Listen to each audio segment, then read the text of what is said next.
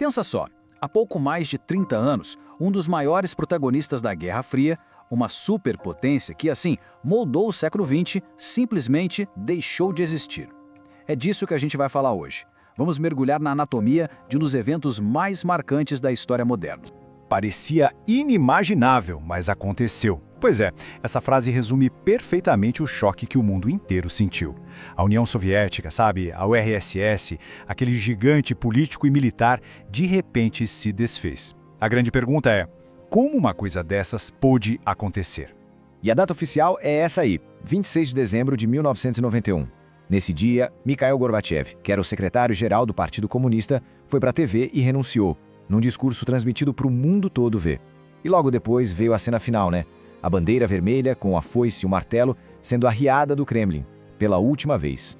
Ok, vamos lá. É importante entender que essa queda não aconteceu do dia para a noite. Longe disso. As rachaduras na base do Estado Soviético, elas já estavam aparecendo há décadas. Principalmente durante um período que ficou conhecido como a Era da Estagnação.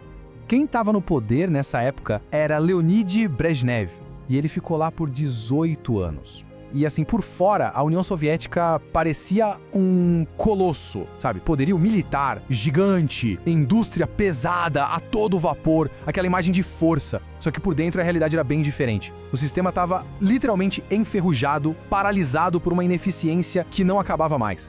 E como é que eles mantinham essa aparência de força e principalmente o controle sobre os países satélites? Bom, a resposta tem nome, Doutrina Brezhnev. E a regra era bem simples e bem dura. Qualquer país do bloco soviético que tentasse sair da linha, qualquer ameaça ao socialismo, ia ser combatida com força militar, sem conversa. A invasão da Tchecoslováquia em 68 para acabar com a Primavera de Praga é talvez o exemplo mais famoso e mais brutal disso. E as coisas iam se acumulando, sabe? Eram várias pressões minando o sistema por dentro. A economia, por exemplo, não andava. Produtividade baixíssima. Aí veio a guerra no Afeganistão, em 79, que virou um buraco negro de dinheiro e vidas. Não à toa a chamaram de Vietnã soviético. E para a população comum, falta de perspectiva de futuro. E, para piorar, todo mundo via a corrupção rolando solta lá no topo do Partido Comunista. E aí, em 1985, no meio desse cenário todo, surge uma figura nova, com uma promessa de mudança, Mikhail Gorbachev. Ele assume o poder com 54 anos, o que para a política soviética da época era ser quase um garoto. E é super importante entender isso. A intenção dele não era destruir o sistema. Pelo contrário, a ideia era salvá-lo. Para isso, ele chegou com um plano de 2 pilares. O primeiro era a perestroika, que significa reestruturação. A ideia era dar uma sacudida na economia, permitir um pouco de livre mercado, um pouco de empreendedorismo. O segundo pilar era a glasnost, que quer dizer abertura ou transparência.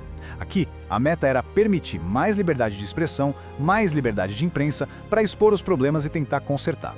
E não foi só dentro de casa que as coisas mudaram. Na política externa, a virada foi radical. Gorbachev começou a se aproximar do Ocidente, sentou para negociar controle de armas com os Estados Unidos e, o mais importante de tudo, ele simplesmente abandonou a doutrina Brezhnev. E para provar que era sério, tirou as tropas do Afeganistão em 1989. Só que aí a história dá uma daquelas viradas irônicas. Porque justamente as reformas que foram criadas para salvar a União Soviética acabaram sendo o motor que acelerou o fim dela. Elas soltaram forças que estavam presas há muito tempo e que nem o próprio Gorbachev conseguiu controlar depois. E se tem um evento que mostra isso na prática, foi o desastre de Chernobyl em 1986. O governo soviético, no começo, tentou abafar o caso, esconder tudo. Só que não deu, né? A radiação chegou até na Suécia. Esse episódio escancarou para o mundo todo o quanto o sistema de segredos e mentiras estava falido. E provou, de uma vez por todas, por que a tal da glasnost era tão urgente. E com tudo isso acontecendo, o Gorbachev ficou numa posição muito complicada, politicamente isolado. De um lado, a linha dura do Partido Comunista dizia que ele era um traidor, que estava acabando com o socialismo. Do outro lado, os reformistas mais radicais, tipo Boris Yeltsin, achavam que ele estava indo devagar demais. Ou seja, ele apanhava dos dois lados. E a glasnost, a abertura, ela teve um efeito colateral que foi uma verdadeira explosão. Foi como tirar a tampa de uma panela de pressão que estava no fogo há décadas. Ao deixar as pessoas falarem, vieram à tona todos os ressentimentos, todos os sentimentos nacionalistas que foram reprimidos por anos e anos. De repente, começaram a pipocar movimentos de independência por toda parte, nos países bálticos, no Cáucaso e, o mais importante, na Ucrânia. E agora a gente entra na reta final, no clímax dessa história. Os últimos 18 meses da União Soviética foram, assim, uma avalanche de acontecimentos. Uma coisa atrás da outra, num ritmo alucinante, em que Gorbachev simplesmente perdeu o controle de tudo. Olha só a velocidade com que tudo desmoronou em 1991. Em agosto, a linha dura comunista tenta um golpe para tirar Gorbachev do poder e voltar tudo como era antes. O golpe falha em 3 dias, mas o estrago já estava feito. A confiança no governo central foi pro espaço. Pouquíssimo tempo depois, a Ucrânia declara independência. E aí, meu amigo, foi um efeito dominó. Uma república atrás da outra, até que no Natal, Gorbachev joga a toalha e renuncia. E nesse meio tempo, uma figura se agigantou, Boris Yeltsin. A imagem dele, subindo num tanque em frente ao parlamento russo para desafiar os golpistas, rodou o mundo. Ele virou o herói da resistência, o novo centro do poder. E com isso, ele simplesmente ofuscou o Gorbachev, que foi perdendo relevância a cada dia. Mas se a gente tiver que apontar um golpe fatal, foi a declaração de independência da Ucrânia. Pensa bem, a Ucrânia era a segunda república mais importante, a segunda maior. Sem ela, a União Soviética simplesmente não fazia mais sentido. A Rússia não tinha interesse em continuar liderando o que sobrou. Foi como tirar um dos pilares principais de um prédio. Tudo veio abaixo.